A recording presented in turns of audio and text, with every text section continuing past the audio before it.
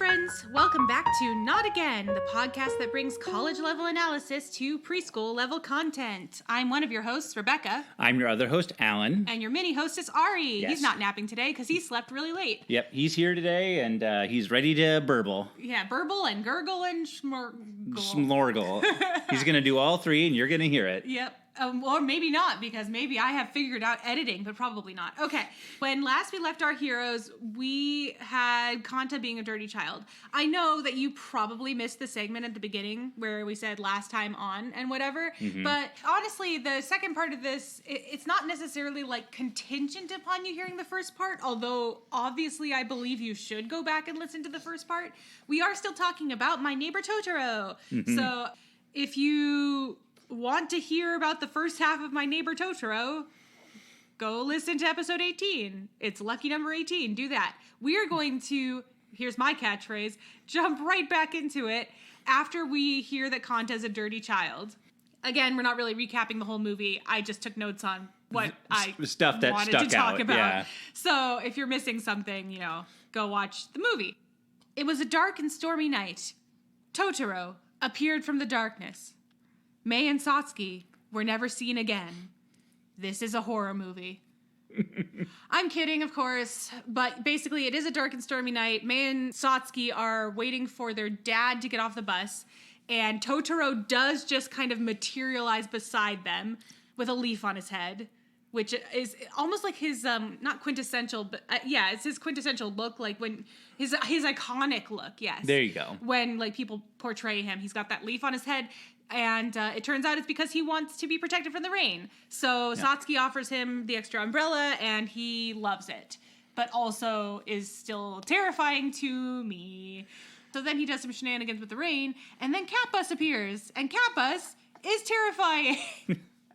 I'm sorry, I'm really hammering this point home, but Cat Bus is terrifying. It is a bus that is also a cat that you are supposed to get within, that is furry on the inside, and is anatomically correct in one scene we see. I have a special problem with Cat Bus opening his or her, I guess I don't know. Anatomically correct. You remember better than I. Definitely his. All right. Yeah. Opening his side door. Yes. But because the bus is made of cat, yes, it's just the stretching of flesh. And it's flesh inside too. So imagine you're sitting on flesh seat. But granted, if you're sitting on a leather seat, you're sitting on flesh seat. Yeah, but it wouldn't breathe. The leather seat would not breathe. There are many concerns. Do you hear a heartbeat when you go inside Cat Bus? You must. If it is made of flesh, there must be fluids pumping. Yes. This is required for life. I don't like Cat Bus. It's not cute. But Warren liked Cat Bus. Oh, yes. As soon as Cat Bus appeared, he'd be like, bus, bus, bus. I wrote, is it cute when Warren says bus, bus, bus? Absolutely. But he does not recognize the horrors of entering within a cat, an anatomically correct cat. Cat Bus is not neutered.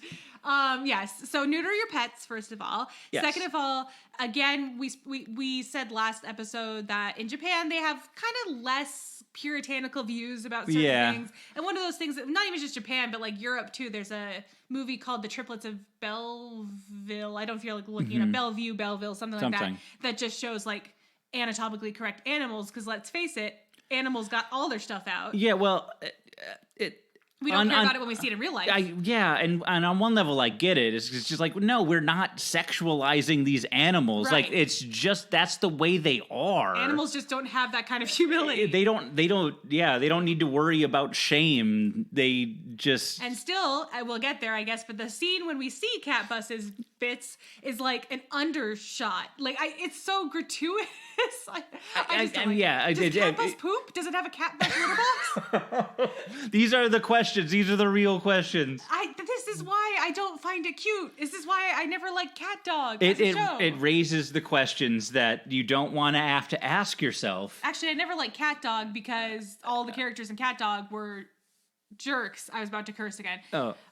Do you know Cat Dog? I know of it. Yeah. I was not Was that Nickelodeon or Cartoon? Nickelodeon. I was not a Nickelodeon kid. Yeah, I know you weren't. That's what I was asking. Yeah, so I know it. of it. Kids at school would have a cat bus, or not cat bus, cat dog backpack or something like that. But like, no, I wasn't. I don't like shows where all the characters are jerks. Like, I want somebody. That's why I don't like Toy Story. I know I'm the only person in the world who did not like Toy Story, but I did not want to root for any of those characters. It wasn't about having a character arc. Did Woody have a character arc? Sure. Did he scare the bejesus out of a small child who will need therapy forever? Yes. But like, he was a jerk, and Buzz Lightyear was a jerk, and Bo Peep was a jerk, and Potato Head was a jerk. I don't know. Slinky Dog was okay. Slinky Dog was a jerk. I don't actually remember. And so I did it. I was like, I don't care about any of these characters. Anyway, so in conclusion, Cat Bus probably breathes, might poop. All right. Okay. Remember, your poop jokes need to be earned. I feel like we've earned ours, okay? That's like a good question to ask yourself just whenever there's something anatomical that shouldn't be. Yes. Like in cars. They're the ones who open that door. Yeah, they put it's got a mouth. What's the other end of that? Yeah, they put a mouth. Is it a sea sponge? They only got the one? Like, I don't know. They put sexual organs on it. Like, they open that door. I'm just walking through it. Anyway, the next relevant moment is that Totoro leaves them some acorns. Remember, I brought that up last episode. I was about to say last season. We don't do seasons on this show. Last episode. And they plant them, and then at night, Totoro comes with his little Totoros to help them grow the tree plants, and that's fine. That's cute enough. I have a question. I have a question about that, because he helps them grow this garden, and it grows and grows and grows and grows. Like, that's part of the magic. Yes. And then the next morning they have sproutlings. Yes. And sproutlings. Okay, sorry. That's just the cutest word ever. Anyway.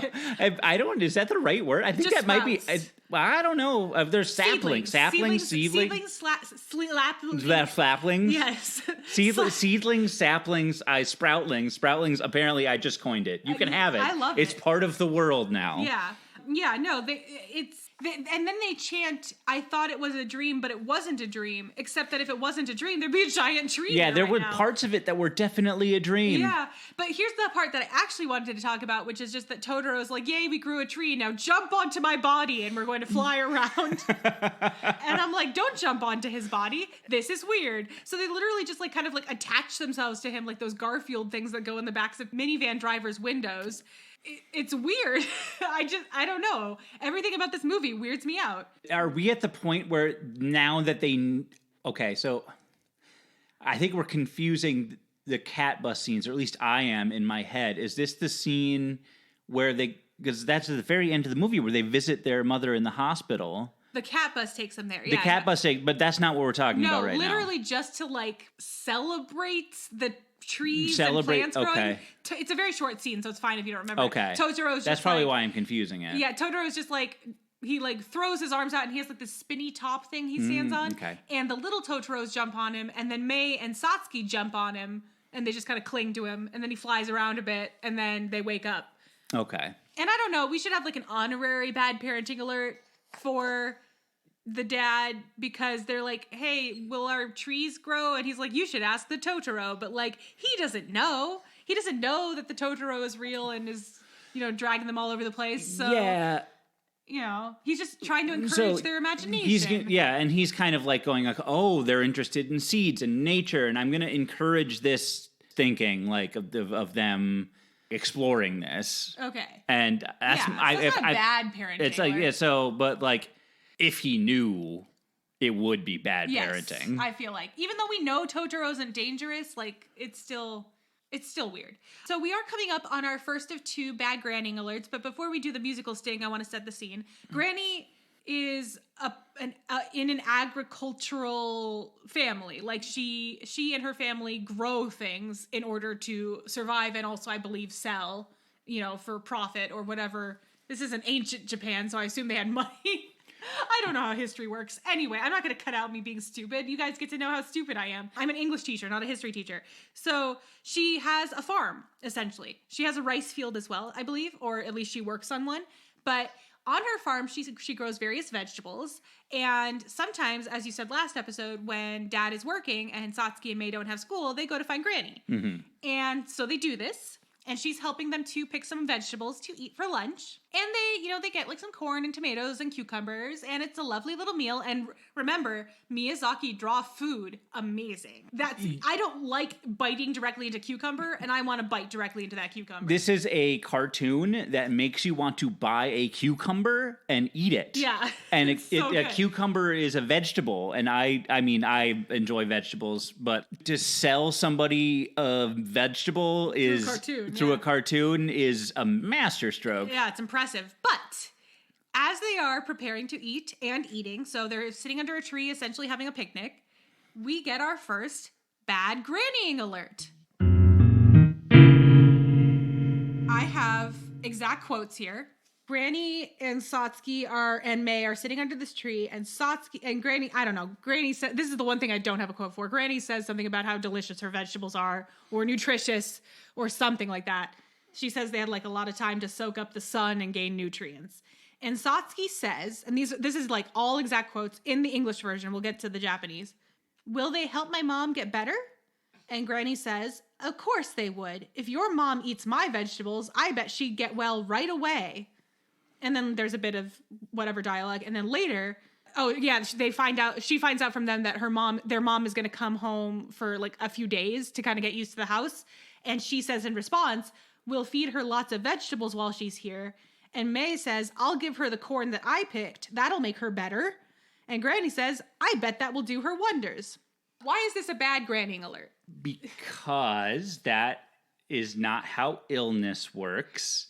Vegetables are good for you, and they can help you keep your regular health should you have it. Yes. But they do not cure mysterious mom is in the hospital illness. Yeah, plot convenience disease. Yeah, well, it was not defined. We talked about that a little last episode and why that might be not defined.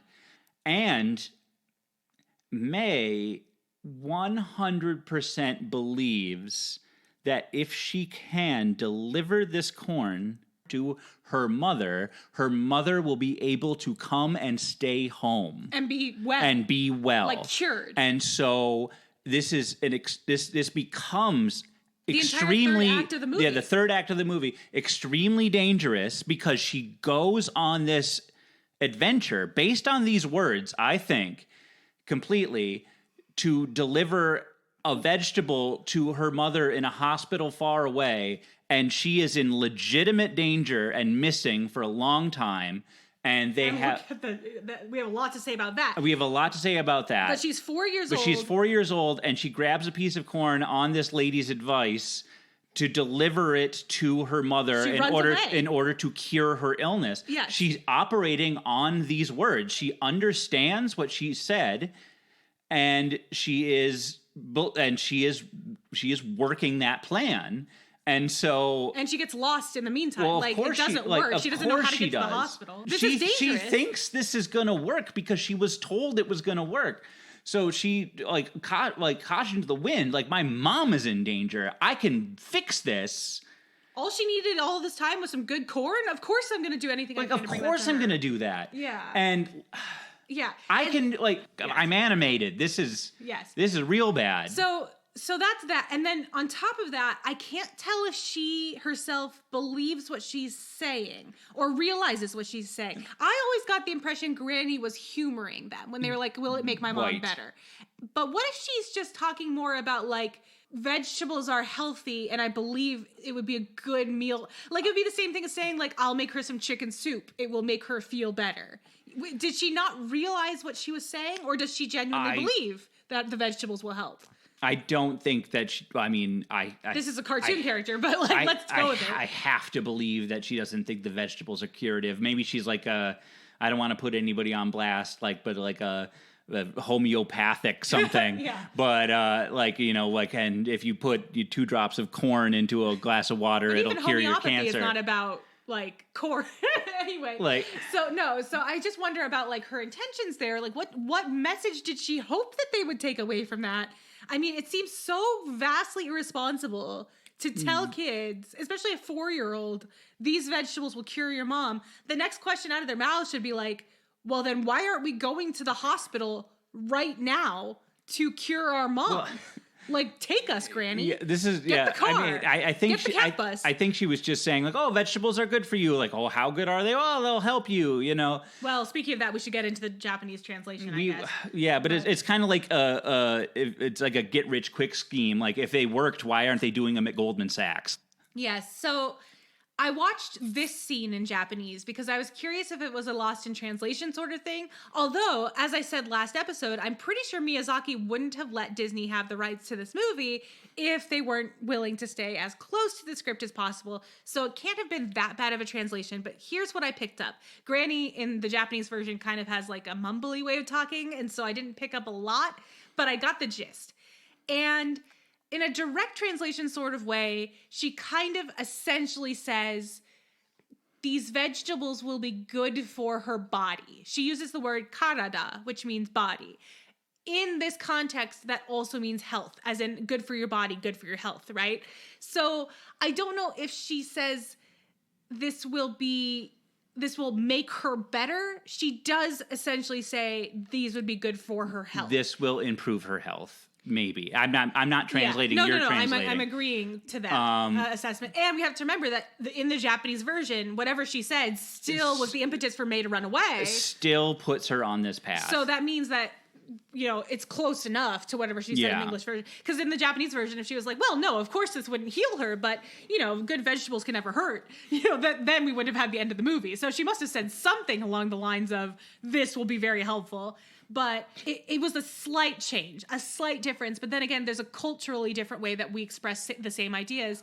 When I tell my students, even though I'm an English teacher, you know, I tell my students when I'm helping them with Spanish class, the big trap, for lack of a better word, I don't want to blame anybody for being bad at learning languages. That's not what I mean, but it's kind of a fallacy that people kind of get trapped in, that when they're trying to speak another language, that every single language expresses things in the exact same way. So it becomes very difficult for an English speaker to understand that while we use verbs like to go and to eat in Spanish, that infinitive is one word because they express things.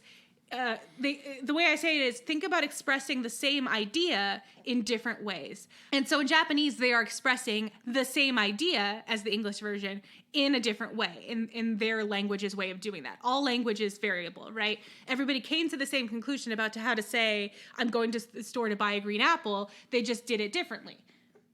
So basically, the same idea is being expressed. I have this problem because I'm bad at languages. I speak the one. I wish I spoke many more, but it's in my head. Like I want everything to be like a direct translation, but there's no such thing, right? Right. I want to know like, well, what does this mean in this language? Like it doesn't work like that because I'm thinking on the wrong level, and I know that about myself. That's exactly it. People want to translate instead of expressing an idea. And so translated, the Japanese says, this would be good for her body, for instance. But expressing the idea is, this would be good for her health. You know, so anyway, so that's bad grading alert 1. She plants the idea essentially that the corn that May has picked will cure her mother. And that comes up in Act 3, as we said. So then a telegram arrives from the hospital that is vague as all get out. That's just like, hey, call about this woman who is your mother/wife. And a lot of heartache could have been avoided if they'd just been like, this woman has if they're already going to send a telegram with medical info in it, why are they being vague? Just be like, she has a cold, everything's fine, but you should contact us to follow up. You know? That's like if the hospital called with test results and went like, we have your test results. Call us. Can we have a bad hospitaling alert? No, but like this adds even more impetus for May to like pull out all the stops and be like, I gotta get that corn like right there, right now. Right, and I'm not gonna make this a full-on bad grannying alert or bad Satsuki-ing alert, but like Satsuki and Kanta, who's there, Kanta brought the telegram, run to go call their dad, Mr. Kusakabe. And May goes to run after them, still holding the corn, And Granny yells, May, you have to stay here with me, which is not going to work. I don't know how to say this. Like, I try to stay away from openly judging people and their parenting styles, but I have seen people with like 2 and 3-year-old children wreaking havoc in a public place who are planted to the floor going, hey, get back here. I always say, if I know your kid's name by the time I leave the same store you're in, you're doing something wrong. You know what I mean? Like, I mean, that's not, obviously there's so many variables to that, but like the example I can come up with is a woman whose son was taking a bunch of batteries off of a display while they were standing in line at the grocery store. And he was like 2 or 3 years old. And he was just destroying that display. And she said, I don't think there's any reason not to use his name. We're in a completely different state. So she was like, Gabriel, get back here. Gabriel, stop that. Gabriel. And she's just planted to the floor. Like, sometimes with little kids, especially when they don't understand, you need to move and you need to get them. Yeah. There's especially for their safety. With May. How do I say, like, if they don't understand the context, you raising your voice isn't going to change anything. Right. Absolutely. So it's just like, well, you know, this a battery. It looks like it would fit right in my hand. I'm going to hold it. Like, that's what I want to do. Yeah. And then Granny probably can't, she's not so spry. Maybe she can't run after May. Fine. Except then Satsuki, as she's running, turns around, sees May following them, and yells, you have to go back with Granny. Same thing. May continues to follow. I know she's scared and she wants to call her dad, but May needs to be safe. Take 2 seconds to stop, explain to her, I'm sorry, this is important. You need to stay with Granny, and walk her back. Will she throw a tantrum? Yes. Does that matter? No. And I know Satsuki's not an adult and she probably can't think about that, but it frustrates me every time. Like, I'm just like, the child is not going to listen. She has not listened to Granny. She will not listen to Satsuki. She will not listen to Ari, who is making himself known. That's fine. He's a baby. Yeah, well, yeah.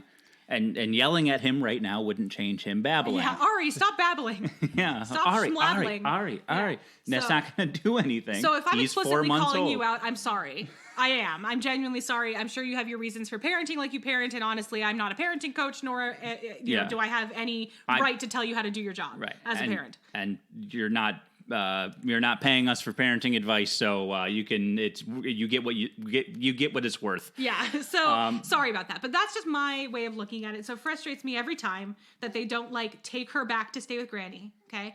May explains to a goat that it can't have the corn she's holding because it's for her mommy. It's sacred corn. She needs it to make her better. I wonder where she got that idea. That's a direct quote. Right. Like, she believes this. She's internalized it. I mean, maybe you haven't seen the movie, maybe you haven't seen it in a while. She's alone with a goat right now. Like, she is unsupervised. Right, because nobody stopped her to make her go with an adult. Yeah. So, I didn't even, talk about the part where she, ended up at school with Satsuki, because who cares? So, it's not an important thing to analyze. Everything is important to analyze. Sorry I said that. Analyze everything. I love over-analysis. Bad grading alert number 2.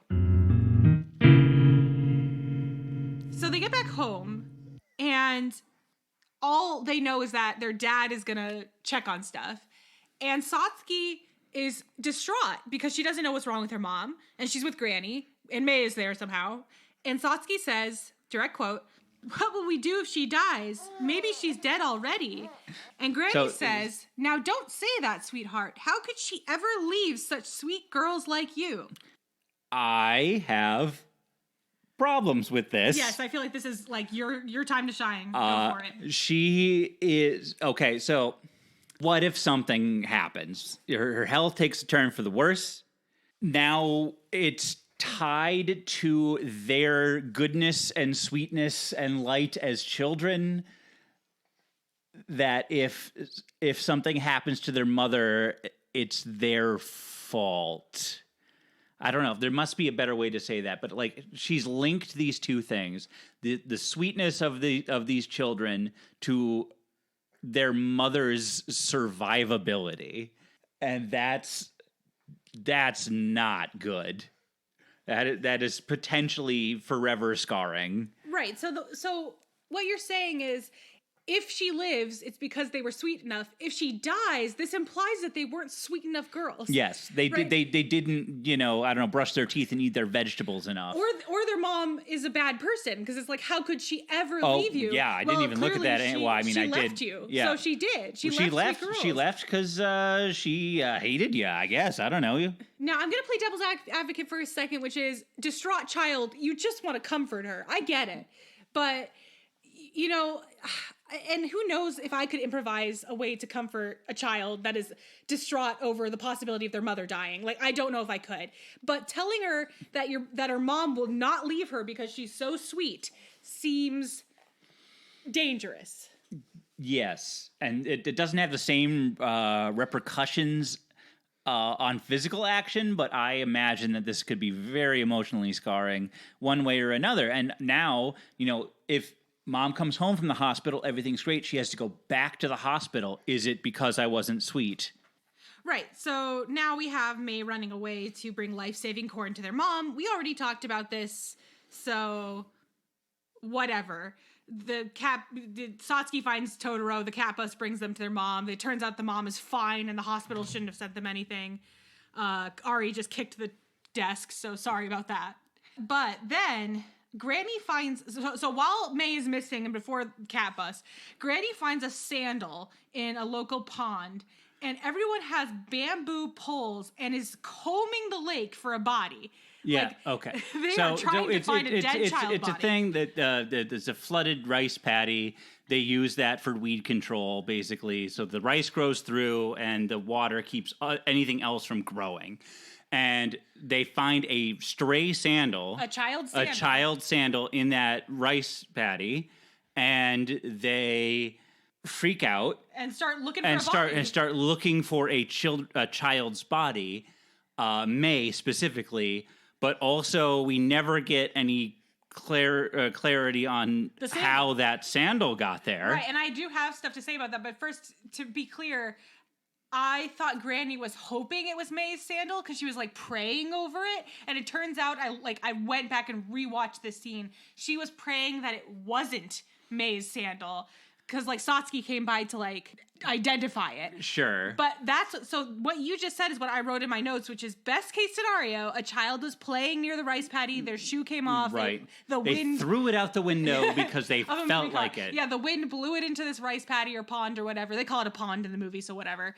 And the child is fine. Worst case scenario, there's a different dead child body in that pond. Like they just never go back to that. They're like, oh, should good, we it's not stop May's. looking? Yeah, like the one dude yells like, okay, Granny just overreacted again, but like still look because sandal, why? the sandal still belongs to somebody. Sorry, I keep bringing this show back to dead children. I'll put a trigger warning in the description. You didn't create the door. Yeah. We just walked through it. I'm walking through all kinds of doors for Totoro. Oh yeah. They're holding up so many, or holding open. You don't hold up a door. Yeah. Unless I don't it's know. like You a Looney could Tunes give me your thing. money.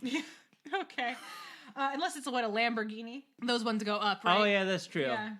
I don't think they do that anymore. It was a thing. It was a thing for a while. Yeah, it was in a Cheryl and Kenyon novel. She wanted him to be so cool, so he drove Yeah, on the doors go up. Haha. Yeah, that's what hot people drive. Cars with doors that go up. And anyway, right. So, also, is it dredging? I said combing, but you like comb the desert. Is it dredging the lake for body? Yeah, There's a word for it. Yeah.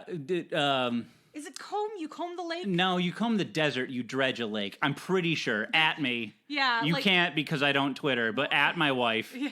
Well, we have a Twitter account for the podcast. Oh, yeah. Do that then. Yes. And you're not supposed to ruin the illusion like that you don't ever go on Twitter. They're about to find another kid's body is all I'm saying. Combing, dredging, whatever they're doing. And then the last thing is that Satsuki seeks the help of Totoro and Cat Busted is dangling bits.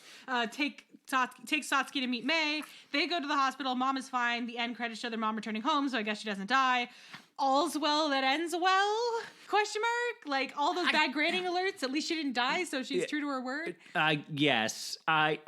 From the framework of this is a child's adventure, like you don't want to have a movie where like everything, like nothing happens and everybody goes to sleep on the couch. Like I guess you need a plot. Yes. But and this is supposed to be about childhood whimsy. And yeah, but the plot, the plot has a lot of Children coping with grief is a big theme Yes. in a lot of movies because children don't know how to cope with grief always, and The Lion King traumatized enough people, and like, you know, it's an important thing.